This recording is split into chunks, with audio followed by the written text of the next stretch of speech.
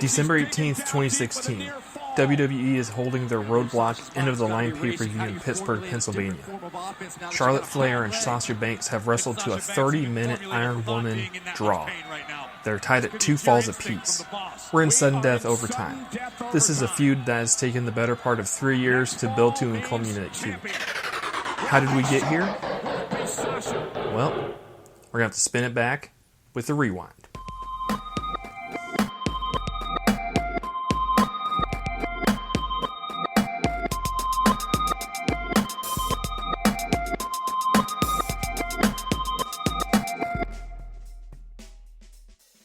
Now, there are a couple different ways that we can view this feud.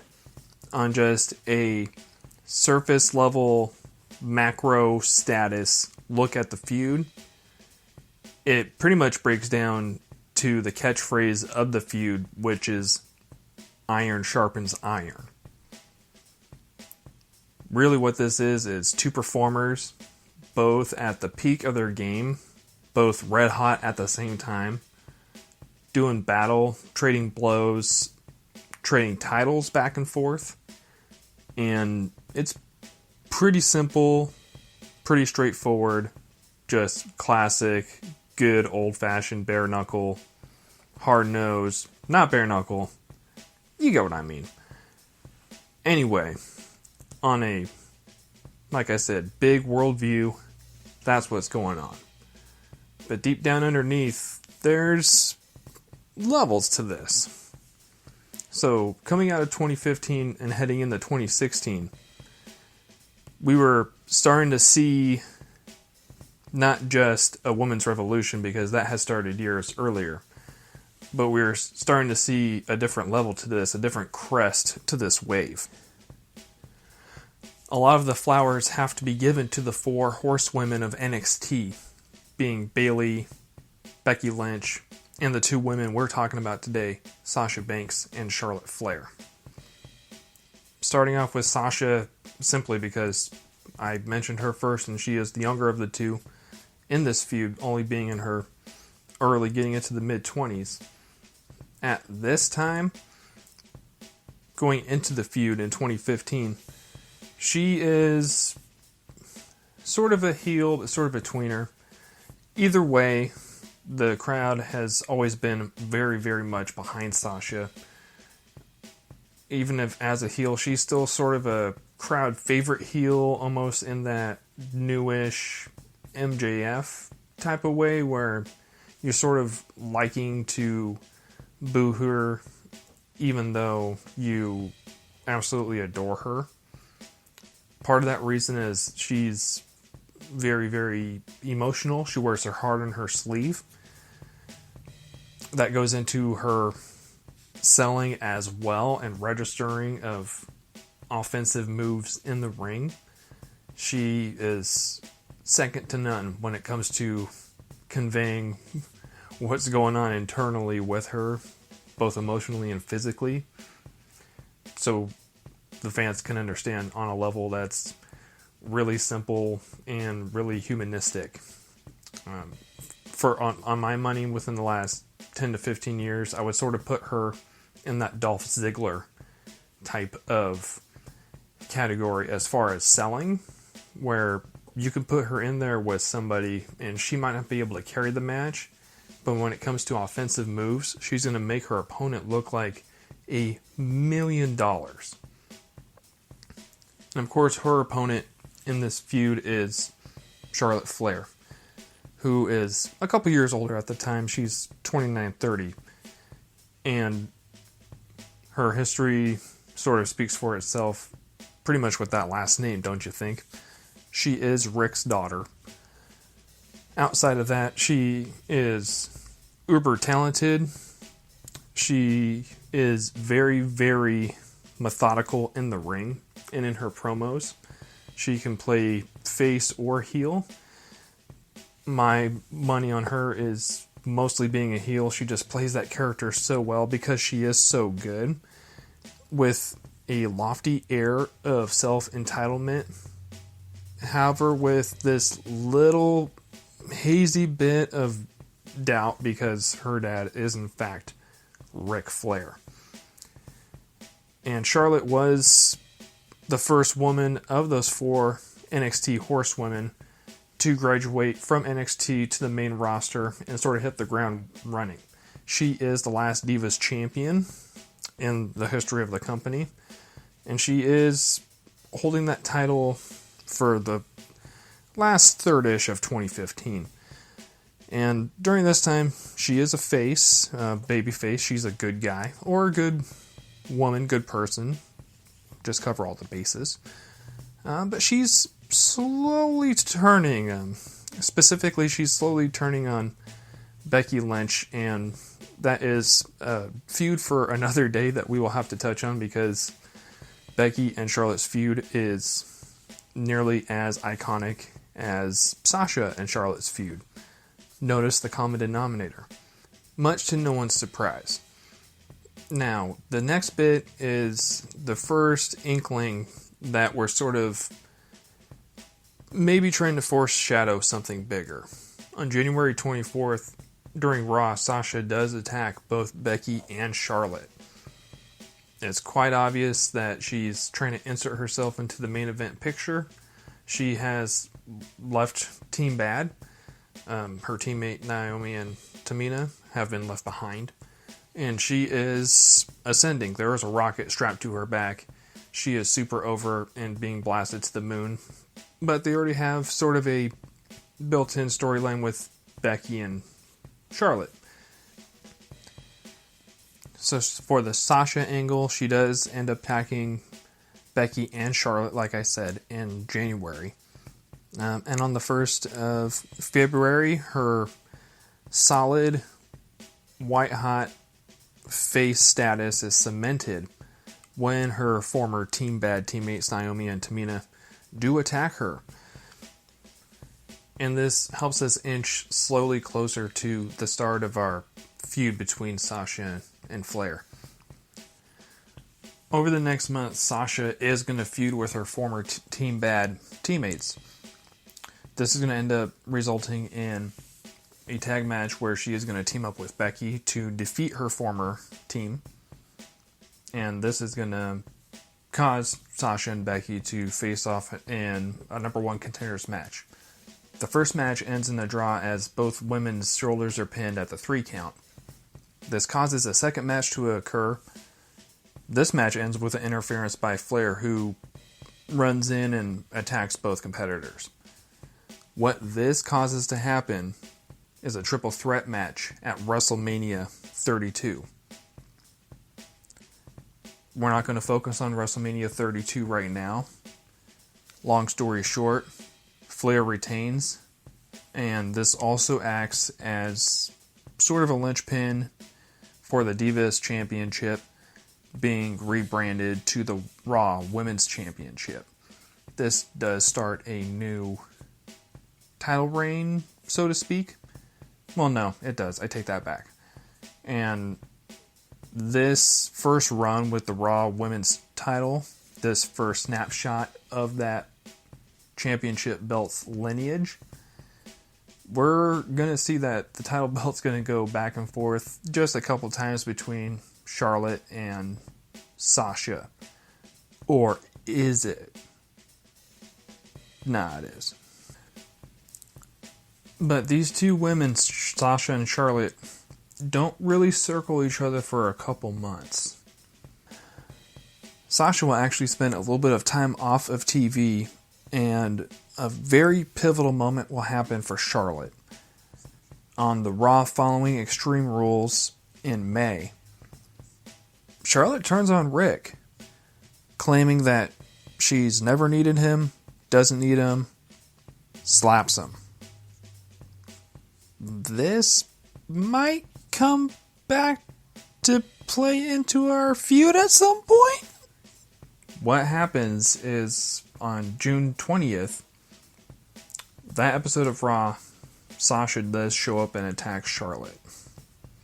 Shortly after this, the brand draft happens, and Charlotte ends up being drafted to Raw with Sasha.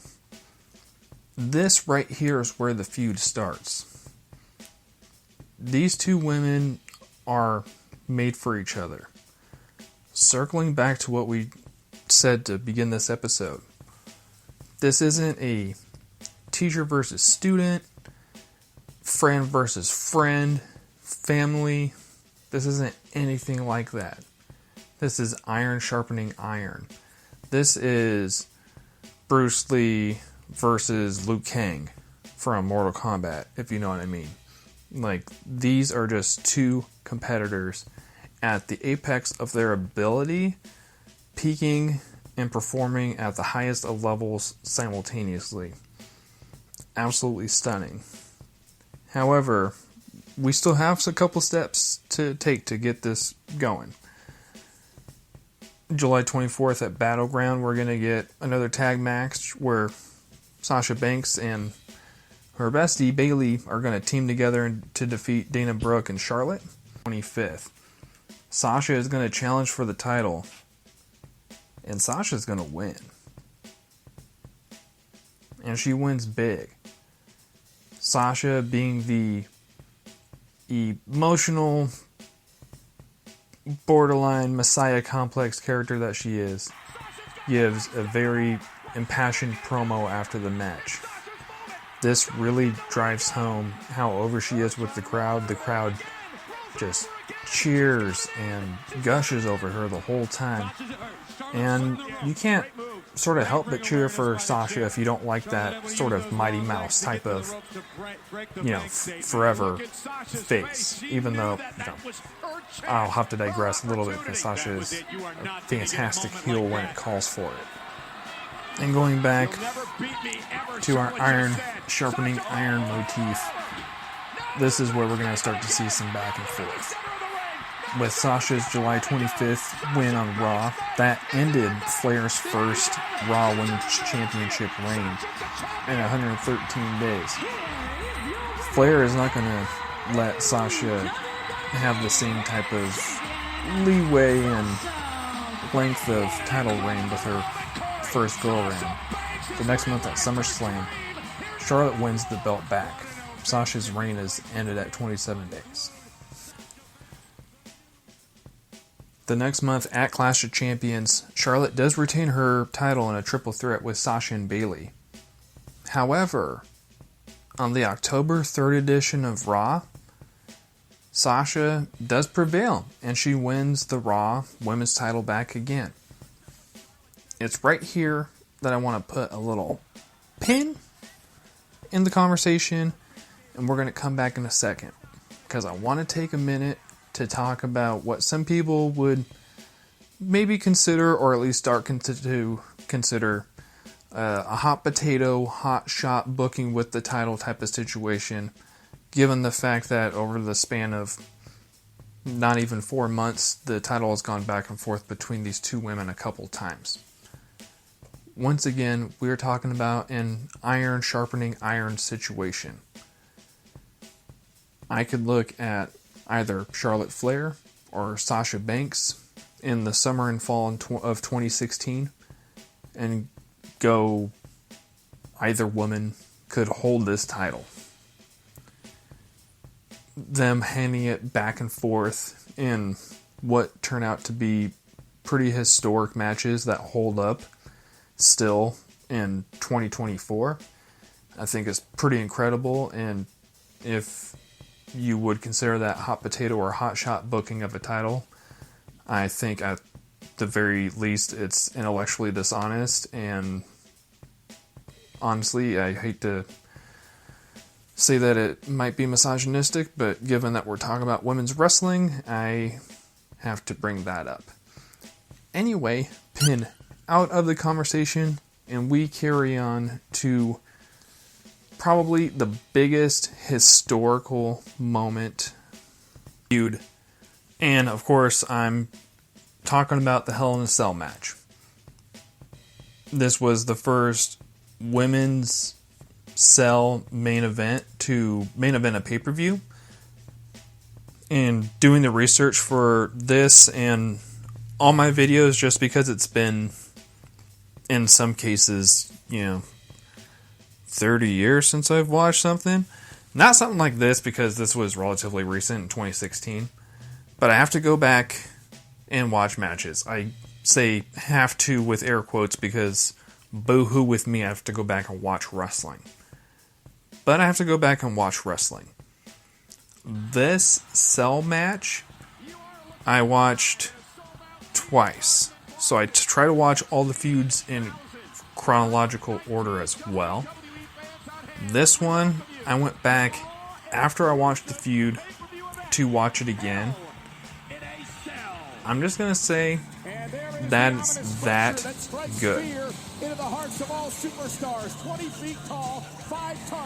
And this might be a part of my podcast, at least for now, that might irk some people, but you really need to go watch it. I'm not going to sit here for 20 minutes and describe to you this iconic piece of artwork that occurred in Hell in a Cell. It starts with the entrances and all the pomp and circumstance of Sasha coming out with the SUV and the security detail. These two women start fighting, specifically Charlotte, before the cell is even fully lowered. A whole match, well, not really match, but a whole, to use a quote from good old JR, Slobber Knocker, takes place before the match officially happens. The two women brawl into the crowd. Sasha gets in some offense. Flair gets in some offense. Flair ends up getting the better of Sasha. At one point, the two women are trying to climb the outside of the structure. Flair gets knocked to the ground. She regains her composure and ends up delivering Sasha through an announce table, I believe the Spanish one, via powerbomb. Michael Cole, one of the GOATs as far as commentary is concerned, does a really fantastic job of describing Sasha's history with her back. That goes into her selling. One of Sasha's greatest attributes is the fact that she's able to be ragdolled and looking like how a person would actually look if they're getting thrown through a table or on top of a table, like what happens later on in this match multiple times. It looks so believable because it is. And the EMTs come out and they're about to wheel Sasha away. They're calling the match. Charlotte's going to win by default, and that's when Sasha hops off that gurney and runs into the cage. So this match officially starts then. Absolute lunacy. Remember earlier when I mentioned that Charlotte had turned on Rick? Well, about 2/3 of the way through this match, Charlotte either is very winded and that's why she's emotional and out of breath, or she is just such a great craftsperson at what she does, which is what I like to believe. Where she is just crying like a child for approval. She's crying for respect. She's begging Sasha, but really, she's begging Rick. You can remember being a kid and trying to get your parents' attention and affection and praise and validation. That's what makes all this so good, is going deeper. It's now bigger than both of these women that are just absolute ace when it comes to their craft. This is really about just being accepted for who you are, being able to rest your own self on your laurels, live up to someone else's expectations, or quite possibly not having to have somebody, in this case a parent, live vicariously through their child in a way that maybe the child doesn't see fit. I'm not a therapist. I with that breakdown, it's probably pretty clear that I need one. but I digress. After Hell in the Cell, this could have been the perfect end to the feud. Ultimately, in Hell in the Cell, Charlotte wins. Again, she always wins and keeps on winning. Now, is this the end of the feud? No, not by any stretch of the imagination. This would have been a fantastic spot to end it, and I would suggest that if you're not going to end it here, that we need to go out on a much more bombastic note, which is going to be damn tough because we just had the first ever women's Hell in a Cell main event on a pay-per-view. It was an absolute banger, and we are nowhere close to WrestleMania as far as having this match on a grand stage. So, what do? What we do is we march into the November 28th edition of Raw and have an absolutely killer false count anywhere match where Sasha wins the title back again. And deservedly so.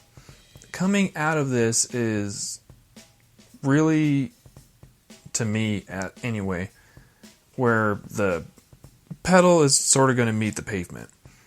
In early December, Rick is going to come out and endorse Sasha. This is definitely going to not drive a knife into Charlotte, but it's going to twist it a little bit. And in endorsing Sasha, Sasha is going to sort of repay the favor to Rick and dedicate her title defense, her title victories, to his honor. Well, this pisses off Charlotte, deservedly so, and this is all going to come to a head at Roadblock End of the Line. This is the last pay-per-view event of the year. This is the last time that these women are going to be able to face off this year, and they used it as a nice way to bookend this feud. And we'll say it's tough to follow up a Hell in a Cell match, but a 30-minute Iron Woman match, that's a pretty good way to follow that up. Once again, with all these feuds, you absolutely need to go watch this. I mean, I don't know what they show in wrestling schools. I would show this match. For as great and historic and awesome, gives me goosebumps just thinking about it, that the Hell in a Cell match is, this 30-minute match is just an absolute cinematic tour de force, masterclass.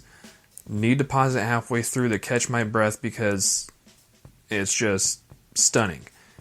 Not necessarily fast-paced until, the very end. That's how most Iron Man, Iron Woman matches go. But this one is great. Once again, Flair is coming in as the big, huge, cocky heel. Very, very, very methodical. What makes Charlotte so great, one of the things that does, and I love it specifically about her, is through this match, as they're trading falls back and forth, as she's not getting maybe as many falls as she would like, she does little things like stop to register that she's actually thinking by having her hands sort of play across her chin, almost like she's going through her playbook, trying to find something that Sasha hasn't seen yet that she can get one over on her with. It's little things like this, instead of just sitting there with a big, wide open mouth after a 2.9 kick out, that changes the perception on a subconscious level deep down for people. Instead of being surprised and astonished every single time someone kicks out at 2.9, this person is already trying to think of the next step, of the next move, submission, maneuver they can do to this person to get the win. It's absolutely beautiful. It's a really subtle thing. Blink and you miss it. If you don't miss it, it makes you really, really appreciate the craft of what these people do. Going back to the match itself, we're not going to get our first fall until about 19 minutes in, and the first fall is going to go to Charlotte via natural selection. Sasha's going to get the second fall at about no less than 22 minutes in versus a really sneaky cover. About 90 seconds later, she is going to get another fall via the bank statement. Right after this is where Flair really viciously attacks Sasha's knee, going back to Sasha being a masterful seller. The way this knee injury and attack looks makes my meniscus hurt. It looks freaking god-awful, and that's what makes it great. It's one of those things that's terrible to say, but Charlotte and Sasha, if you could see me on video, I'm giving you a little bow and a hat tilt for that little thing because, oh man, it looks really, really bad. The fourth fall, Flair's going to tie it up with 3 seconds to go in this match with the figure 8 to tie it up. What do we get? Well, we get sudden death OT. This is the best scenario that we could be in. Now, going into the sudden death aspect of this match, Sasha was already wrecked. It doesn't take any more than a couple of minutes for Charlotte to tie a bow on this feud, this match, in this era of her career with another figure. Cannot hang on with a bad leg at all. What's Sasha going to do? Sasha has got to tap out. Charlotte is the new champion. Here is your winner and the new Raw Women's Champion, Charlotte Flair. Charlotte is a 4-time women's champion. We have 2 Apex performers that have been feuding very, very heavily for 6 months, circling each other for the better part of half a decade. And it comes down to Charlotte Flair picking up the 5th fall via figure 8. Sasha at this point is an absolutely bloody mess, and while she might not come out a victor, she definitely comes out beloved.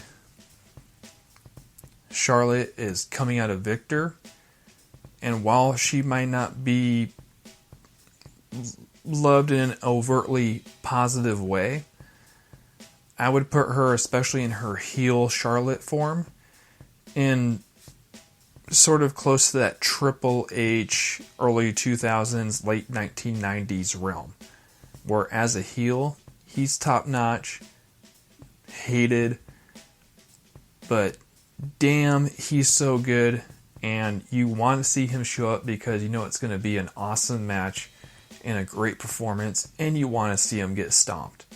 Same thing with Charlotte. You don't have to like her, but like she said throughout this whole feud, you have to respect her. You have to respect Sasha as well. Both of these women took half a year out of their life to give us literally a lifetime of enjoyment. This feud deserves a much, much deeper dive and a much more intelligent person than myself to dissect it for y'all. The NXT horsewomen, Bayley, Becky, Sasha, Charlotte, all of these women have feuds that we will be going over throughout our time here at Feud Rewind. And honestly, I wish that women got more time. This is a fantastic example of a feud that could have been told from either a male or a female, masculine, femme, however you want to put it, perspective. The fact that they let the woman run with it and not only create great moments and great matches, but canon events in history that we can look back on and go, this happened 8 years ago, and the women are still not getting their fair shake that they deserve. If I could be blunt, that's a little low-key bull, but we're not going to drop too much negativity into this podcast. For this week, that's going to do it. I want to take time now to thank the performers involved. I want to thank everybody listening for taking your time. If you have any comments, criticism, either constructive or destructive, suggestions on feuds you would like to hear me cover, anything like that, you can drop me an email at feudrewind@gmail.com. You can also hit me up on Instagram at feudrewind, or really on anything social media related at feudrewind.